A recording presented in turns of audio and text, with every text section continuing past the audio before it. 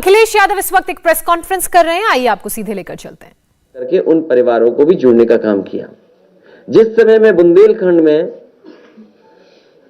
Samajwadi packet को बांटने गया और मैं एक बहुत पुराना स्थान है जैन धर्म का देवगढ़, वहां गया। वहां जब मैंने देखा जंगल के बीच में ट्राइबल लोग, जनजाति लोग, परिवार रह रहा था, पूरा गांव था। उन्हें पता कि मैं वहां से गुजर रहा हूं, तो जो कुछ उनके पास था उससे वो स्वागत करने आए थे। जो वो अपनी ढपली बजा रहे थे वो भी फटी थी। जो वो फूल लेकर के आए थे, वो कनेर के फूल और जंगल के फूल लेकर के आए थे, उससे माला बनाई थी। और जब मैंने उनके घरों को देखा कि वो पॉलीथीन या टीन में रह रहे हैं और घर भी पूरा नहीं बना है, उसी समय जिलाधिकारी के साथ थे, मैंने कहा कि इस गांव को पूरा का पूरा लोही आवास दे दिया जाए। और मुझे खुशी है इस बात की कि मुझे जानकारी मिली जब मैं पिछली बार अभी ललितपुर गया था कि पूरा का पूरा गांव लोही आवास से बन चुका है। सभी को उस समय उस योजना से जोड़ा गया और साथ ही साथ समाजवादी पेंशन देने का भी काम हुआ था। इसी तरह लखनऊ मोहल्ला लखनऊ में पीजीआई के पास सपेरे रहते थे और उन सपेरों का जगह ले ली गई थी आवास विकास के माध्यम से। उन सपेरे परिवारों की कोई मदद नहीं हो रही थी। समाजवादी सरकार बनी थी, लोही आवास के साथ साथ उन्हें समाजवादी पेंशन से भी जोड़ने का काम होना शुरू हो गया था। मुझे याद है कि कन्नौज में बड़ी संख्या में मुझे अक्सर हमारे कार्यक्रम में सपेरे मिलते थे, सपेरे समाज के लोग मिलते थे। और पता नहीं क्यों सपेरे समाज के लोगों से हम समाजवादियों का लगाव रहा है। वो हो सकता है इसलिए भी कि जो हमारी पहचान थी, अगर हम किताबें पढ़ें, पुरानी पढ़ें, तो जो राइटर्स थे जो भारत आए, उन्होंने जहां जहां भारत को किस रूप में लिखा, उन्होंने ये भी कहा कि भारत स्नेक चार्मर्स की देश है। तो उसी समय फैसला लिया था कि एक्सप्रेसवे के किनारे एक स्नेक चार्मर्स विलेज बनाया जाएगा। उस समय जमीन चिन्हित हो गई थी, जमीन नहीं ले पाए थे, लेकिन समाजवादी पेंशन दे दी गई थी उन परिवारों को, लोही आवास भी दिया गया था। लेकिन पुणे जब सरकार बनेगी तो एक्सप्रेसवे के किनारे स्नेक चार्मर्स विलेज बनेगा। साथ ही साथ ऐसे परिवार जो ऐसे गरीब, जिनकी जातियों के नाम पे ही गरीबी दिखाई देती है, जात के आधार पे ही बहुत गरीब है, उन परिवारों को 100% समाजवादी पेंशन से जोड़ने का काम समाजवादी सरकार में होगा। एक बार फिर मैं प्रेस के लोगों का धन्यवाद देता हूं और दोबारा कहता हूं कि समाजवादी पेंशन योजना शुरू होगी। इस बार 6,000 साल नहीं मिलेगा, इस बार 18,000 रुपए साल मिलेगा। और मैं अपने ऑपरेटरों से कहूंगा कि अगर पुराना एड उन्हें मिल गया हो, क्योंकि प्रेस में उस एड से शुरू करना चाहता था, वो एड जरूर चलाएं और उसके बाद प्रेस साल के 6,000 और महीने के 500। ये सिर्फ रुपए नहीं है, किसी मजबूर बेसहारा के घर में इन्हीं से रोटी की खुशबू है आई, और कभी यही बन जाते हैं दवाई।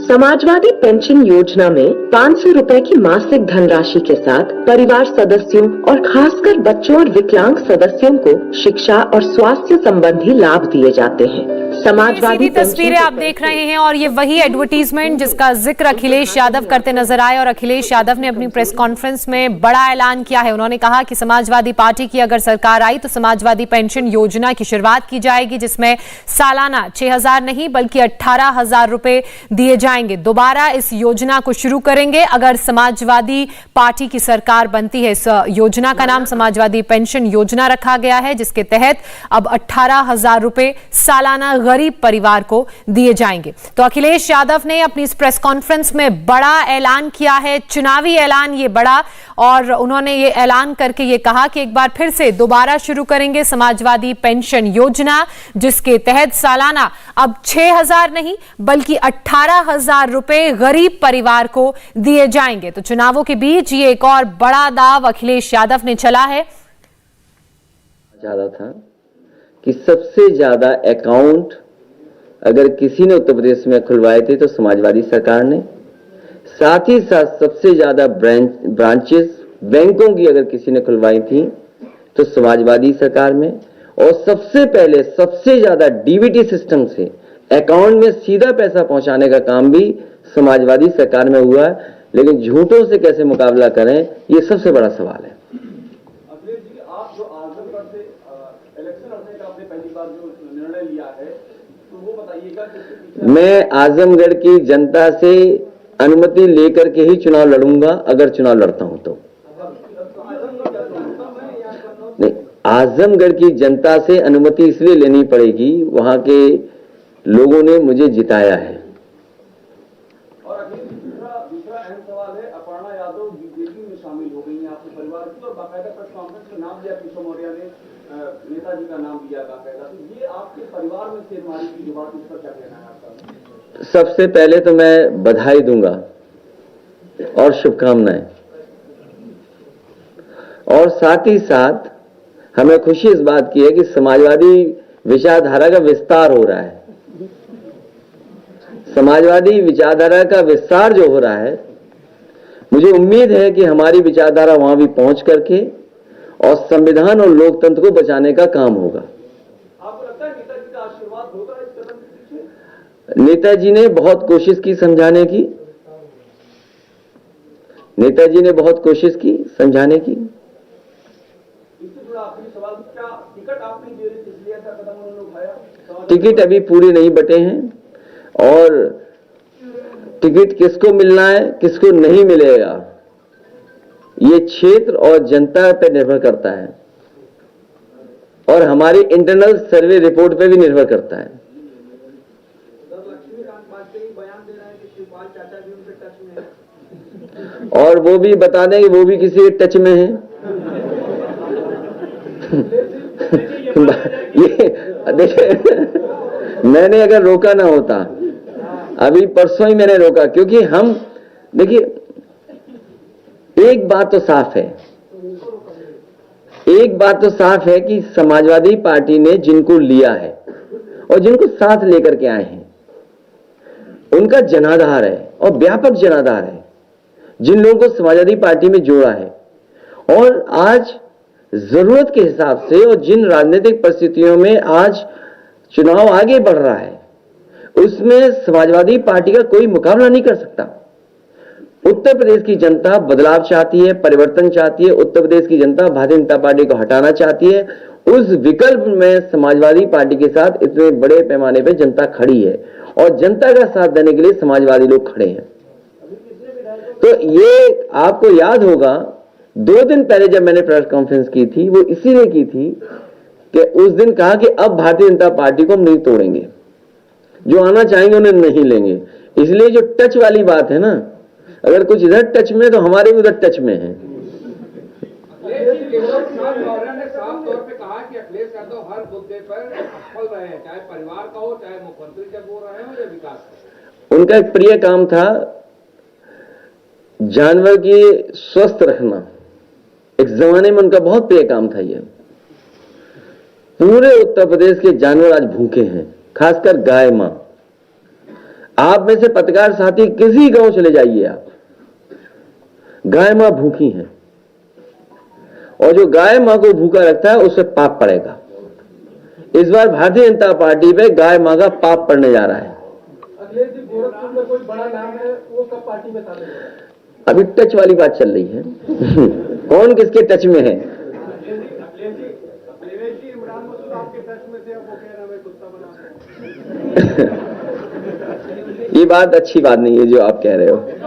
राजनीति में परिस्थितियों के हिसाब से नहीं, वो ठीक है, ठीक बात है जो आप कह रहे हो। मैं समझ गया बात को, मैं बात समझ गया, लेकिन यहां मत कहिए ये बात। नहीं, यहां मत कहिए।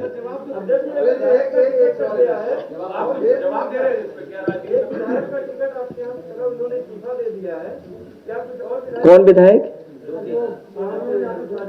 नहीं, वो तो अरे अगर आप शुरुआत देखें, अगर आप शुरुआती दौर देखें, भारतीय जनता पार्टी पहले से लेती रही। बुक्कल नवाब को ले लिया, बुक्कल नवाब को ले लिया, एक लखनऊ शहर के बिल्डर को नक्शे पे डरा करके ले लिया। क्या आप नहीं जानते इन बातों को? नहीं, पेमेंट के लिए बचने के पेमेंट के लिए। वहां कहा बुक्कल नवाब जेल जा रहे थे बताइए, उसके बाद वो लड्डू खा रहे थे, सिमैया खिलवा रहे थे सबको। तो ये पता नहीं बुकलवा कब वापिस आ जाए।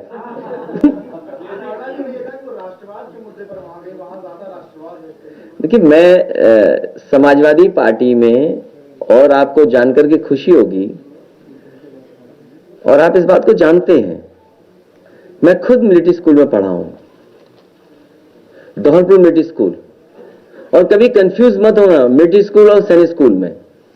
जो मिलिट्री स्कूल है वो सेंट्रल गवर्नमेंट से चलते हैं, सैनिक स्कूल है वो स्टेट गवर्नमेंट चलाती है, जिसमें फंड सेंटर के भी मिलते हैं।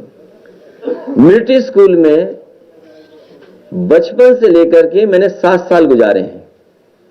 आज भी पूरे देश की सीमा उठा करके देख लीजिए, कहीं ना कहीं मिलिट्री स्कूल का पढ़ा हुआ ऑफिसर वहां पर लगा खड़ा मिलेगा आपको। हमारे साथ के वो लोग हैं जो सीमा पर आज भी खड़े हैं, और कई ऐसे लोग हैं जिन्होंने हमें कमांड किया। जब स्कूल में थे हम, तो हम लोगों को कमांड करते थे, वो हमारे स्कूल कैप्टन हुआ करते थे। वो प्रेसिडेंट के एडीसी रहे हैं, और 2 बार रहे एडीसी प्रेसिडेंट के नारायणन जी जो थे उनके एडीसी 2 बार रहे वो। और दुर्भाग्य यह है कि जब राष्ट्रपति भवन से वो हटे, वो इतने अच्छे अधिकारी थे कि उन्होंने मुकाबला किया आतंकवादियों को, वो शहीद हुए। जब मैं मिलिट्री स्कूल गया तो उनकी याद में वहां चीजें रखी गई, और आज वहां पर उनके याद में प्रतिमा लगी है धौलपुर मिलिट्री स्कूल में। एक और हमारे सीनियर थे, जब मैं स्कूल में गया तो उस समय जो कैप्टन थे, स्कूल कैप्टन, वो सॉर्ड ऑफ ऑनर उन्होंने लीड किए आरडीसी की परेड। आज दुनिया के अमेरिका में बहुत बड़ी कंपनी में काम कर रहे हैं। वो हमारे क्षेत्र के थे, कन्नौज के रहने वाले थे, एडीसी टू प्रेसिडेंट रहे। उन्होंने सॉर्ड ऑफ ऑनर मिला उन्होंने आरडीसी की परेड को लीड किया, और एडीसी रहे राष्ट्रपति के। आज अमेरिका के बहुत बड़ी कंपनी में काम कर रहे हैं, और कन्नौज के थे। मैं तमाम एग्जांपल बता सकता हूं। समाजवादियों को और मुझे सर्टिफिकेट नहीं देना है भारतीय जनता पार्टी को। भारतीय जनता पार्टी की टॉप लीडरशिप बताए, उनके साथ का पढ़ा हुआ एक ऑफिसर हो आर्मी में तो बता दें हमें।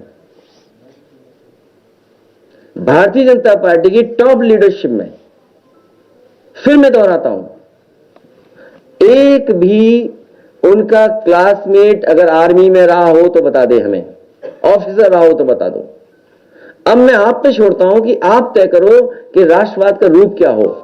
जिस सरकार ने एक्सप्रेसवे बनाया हो, एक्सप्रेसवे बना करके एयरफोर्स के साथ टाई अप किया हो, और उस टाई अप के तहत आपके मिराज, सुखोई हवाई जहाज उतरे हो एक्सप्रेसवे पे। बताओ, उत्तर प्रदेश के आप पत्रकार हो, सबसे पहले डिजाइंड अगर हाईवे किसी ने किया जिसमें मिराज और सुखोई उतरे हो और हरकुलस उतरे हो, तो वो समाजवादी सरकार के थे। और समाजवादी सरकार ने अगर, तो अखिलेश यादव को आप सुन रहे हैं जमकर सरकार पर निशाना साधते नजर आए। इसी बीच जब अपर्णा यादव को लेकर उनसे सवाल पूछा गया तो सवाल का जवाब उन्होंने किस अंदाज में दिया, सुनिए। समाजवादियों की देन है। सबसे पहले तो मैं बधाई दूंगा और शुभकामनाएं, और साथ ही साथ हमें खुशी इस बात की है कि समाजवादी विचारधारा का विस्तार हो रहा है। समाजवादी विचारधारा का विस्तार जो हो रहा है, मुझे उम्मीद है कि हमारी विचारधारा वहां भी पहुंच करके और संविधान और लोकतंत्र को बचाने का काम होगा। आपको लगता है नेताजी का आशीर्वाद होगा इस कदम के पीछे? नेताजी ने बहुत कोशिश की समझाने की, नेताजी ने बहुत कोशिश की समझाने की। इंडिया टीवी हर वक्त हर जगह डाउनलोड करने के लिए सर्च करें India TV news Google play store या ऐप स्टोर पर।